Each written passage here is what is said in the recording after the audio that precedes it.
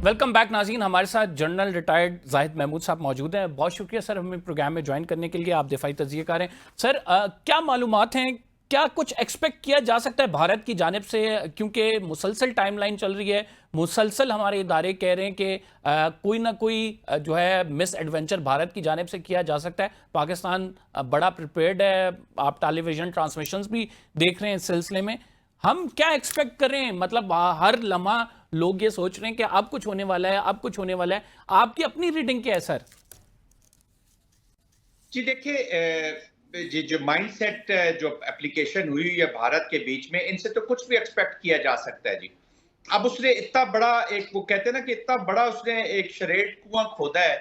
और अनफॉर्चुनेटली पाकिस्तान और इस रीजन की बदकिस्मती है कि ये माइंडसेट की एप्लीकेशन भारत की दो चीजें, भारत नहीं बल्कि मैं मोदी को कहूंगा, मोदी दो चीजें बर्दाश्त नहीं कर सकता जी।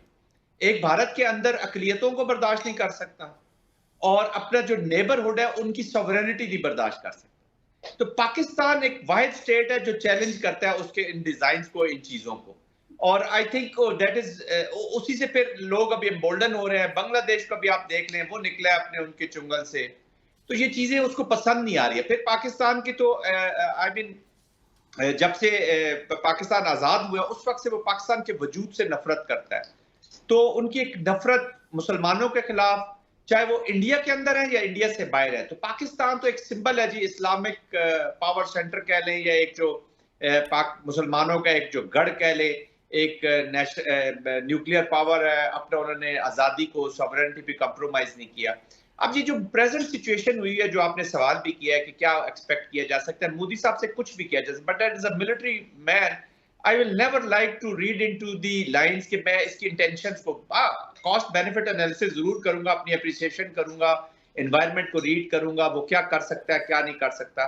बट हैविंग सेड दैट, मैं उसको लेट मी से कि मैं उसको पूरा ग्रांट करता हूं कि वो उसकी कैपेसिटी कैपेबिलिटी है, और है भी सही, कि वो टेक्निकल से लेके स्ट्रेटेजिक एक्शन जो भी कर सकते हैं। बट मोस्ट इंपॉर्टेंट चीज जो है जी, वो है the response of the state, कि पाकिस्तान अपना रिस्पॉन्स कैसे माउंट करेगा।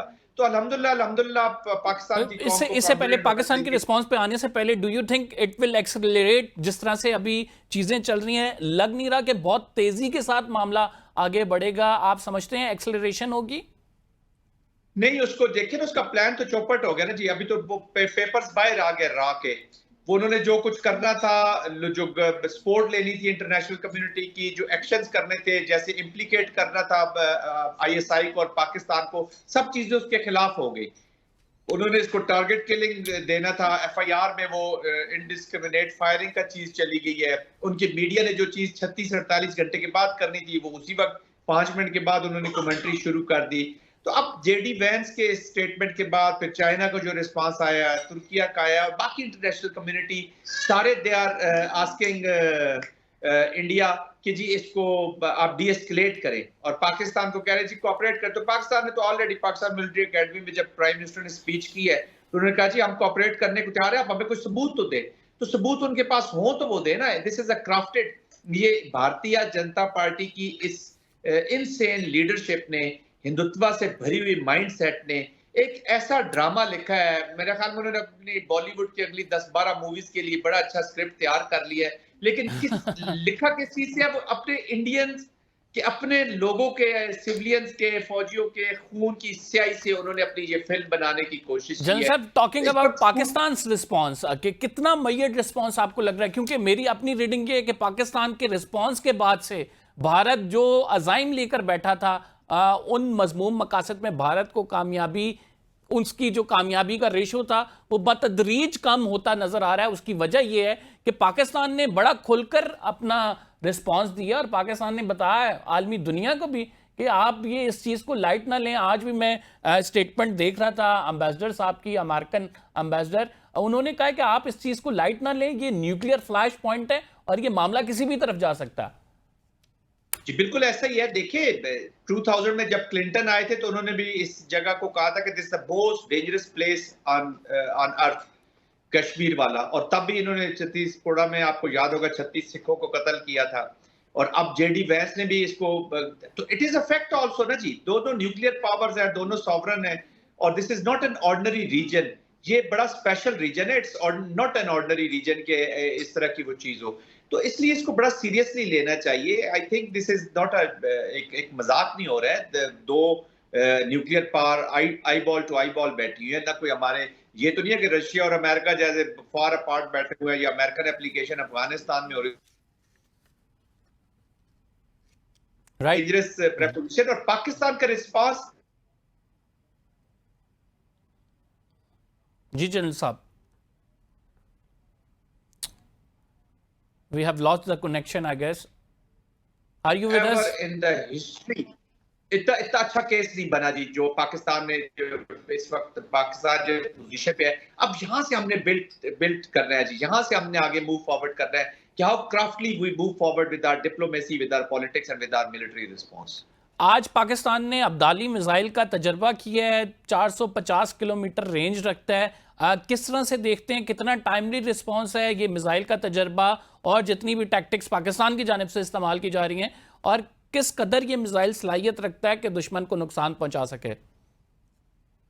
जी, पहले तो बात यह है कि ये पाकिस्तान को सबको बहुत मुबारक हो, और हम शुक्रिया अदा करते हैं जितने भी साइंटिस्ट हैं या वो लोग जो इन्वॉल्व हैं इस प्रोग्राम के साथ। पाकिस्तान का मिसाइल प्रोग्राम पीस का प्रोग्राम है, स्टेबिलिटी का प्रोग्राम है, और ये एक मैसेज भी है इंडिया को कि ये कोई गाजा में की गलियों वाले बच्चे नहीं है कि इजराइल की तरह आप इनको जेनोसाइडल एक्शंस के साथ खत्म कर देंगे। Pakistan is a meaningful significant country, और उसने ये अपना विल दिखाई है। देखिए 450 किलोमीटर का रेडियस आप देख लें कि खासतौर पे इस मिसाइल पर इसकी जो टेक्नोलॉजी है that is a for greater very effective. Even उनका जो मिसाइल डिफेंस सिस्टम है उसके लिए आई थिंक बहुत बड़ा चैलेंज है। तो 450 इसकी जो रेंज है, आप उसका अंदाजा लगा लें कि कहाँ कहाँ तक कौन कौन से शहर पाकिस्तान के निशाने पे होंगे, कौन कौन से टारगेट पाकिस्तान के निशाने पे होंगे।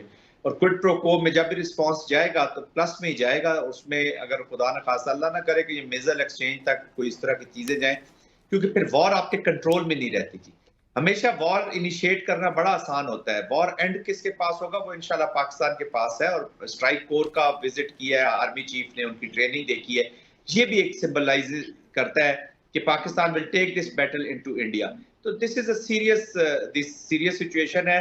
Pakistan is cognizant of it, हर चीज पे उसने नजर रखी हुई है, and they will be paid in the same coins जो उन्होंने प्लान किया था ना कि हम बलूचिस्तान में या खैबर पख्तूनख्वा में एक सिचुएशन क्रिएट कर लेंगे, और उसमें से तो आई थिंक उनका सारा प्लान 71 इनके जो खवारिज दोस्त साथी भाई थे वो तो मारे गए बॉर्डर के ऊपर जो इंग्रेस करार थे, और इंशाल्लाह बलूचिस्तान में जहां जहां भी उसने सोचा हुआ है उसके बिल्कुल एक्सपेक्टेशंस के खिलाफ ही उसको रिस्पांस मिलेगा। और हमने फिर बालाकोट में भी देखा, दूसरी जानिब से भी कह रहे हैं कि उनके पास ब्रह्मोस मिसाइल है जो कि बड़ा उनका स्टेट ऑफ द आर्ट है, और वो कहते हैं कि इसकी काउंटर स्ट्रैटेजी नहीं है। इस हवाले से आपके पास क्या इंफॉर्मेशन है?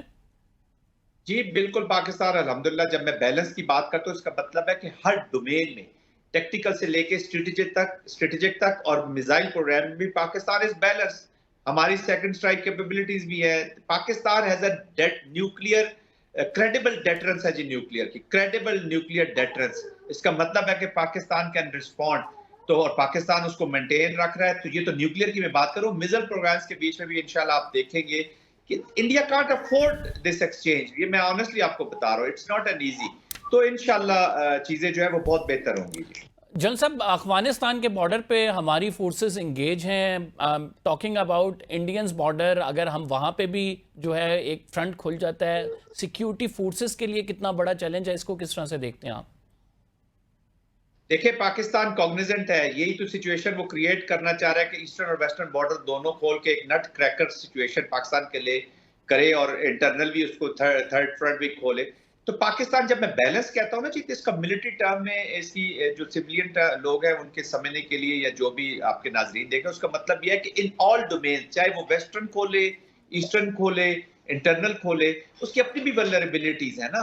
सेवन सिस्टर स्टेट जो ईस्ट में है वहां पे उसकी 3-4 लाख फौज फंसी हुई है। इंडिया चाइना के खिलाफ उसकी डिप्लॉयमेंट हुई है। पंजाब में क्या सिचुएशन होगी, इनसाइड इंडिया क्या होगी। तो आपका क्या ख्याल है कि पाकिस्तान फिर बैठा रहेगा? पाकिस्तान सिचुएशन नहीं क्रिएट करने की सलाहियत रखता। पाकिस्तान हर डोमेन में Pakistan has the capacity, capability. उनको होश के नाखन लेने चाहिए। मोदी साहब जो है वो हिंदुत्व के माइंडसेट से निकले, और ये जो नफरत के ऊपर बेस करके अपनी वो पॉलिटिक्स कर रहे हैं और इधर बीजेपी ने इस रीजन में और उधर लिक्विड पार्टी ने इजराइल में, ये दो वाहिद कंट्रीज हैं जिन्होंने रूल बेस्ड सोसाइटीज को चैलेंज कर दिया है। तो आई थिंक पूरे वर्ल्ड की इसके ऊपर नजर है कि यार ये दोनों मुल्क कर क्या रहे हैं।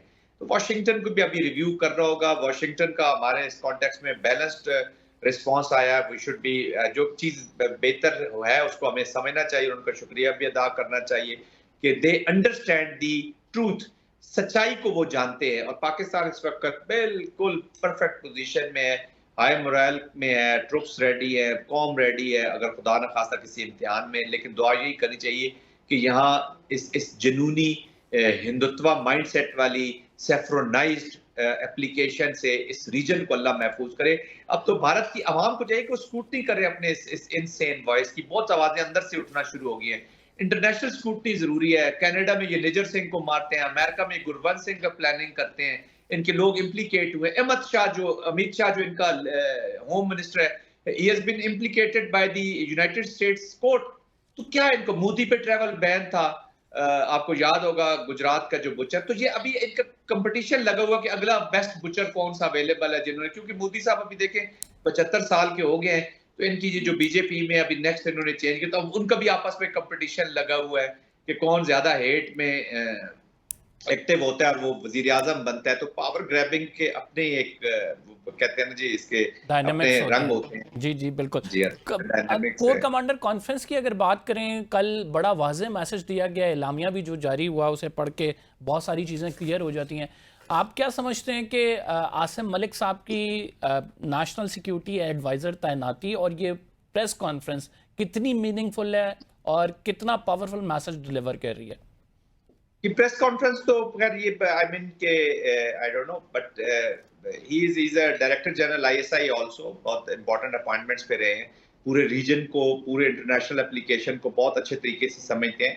आई think this is a very powerful appointment. और जो हमारी वॉर मशीनरी है, जो सिस्टम्स हैं वॉर के, पीस अचीविंग के, उसके बीच में, और वो स्टेबिलिटी के बहुत बड़े हामी हैं हर लिहाज से। लेकिन ऑफ कोर्स एप्लीकेशन भी उनकी आला किस्म की। तो I think with the knowledge, with the approach, and I know him personally also, ये बहुत ही जबरदस्त तैनाती है। देखिए इस वक्त जो बेस्ट पॉसिबल हमारे पास ऑप्शंस हैं, वो जो बेस्ट पॉसिबल इंडिविजुअल्स हैं, वो उनका अच्छी अपॉइंटमेंट्स होना बहुत जरूरी है। और of course it will enhance the Pakistan capacity. ये ओवरऑल तो स्टेट की कैपेसिटी है, स्टेट की कैपेसिटी आप बेस्ट पॉसिबल लोगों से एनहांस करते हैं। तो आई थिंक ये तैनाती बहुत अहम है और ये बड़ा कलीदी किरदार अदा करेगी आगे भी, जो अभी आने वाला वक्त आ रहा है जिसके लिए। Thank you very much. John साहब हमारे साथ मौजूद थे, अपनी राय का इजहार कर रहे थे। प्रोग्राम का वक्त खत्म हो गया। कंबर जैदी को इजाज़त दीजिए, अगले प्रोग्राम में आपसे मुलाकात होगी। अल्लाह ने के बाद।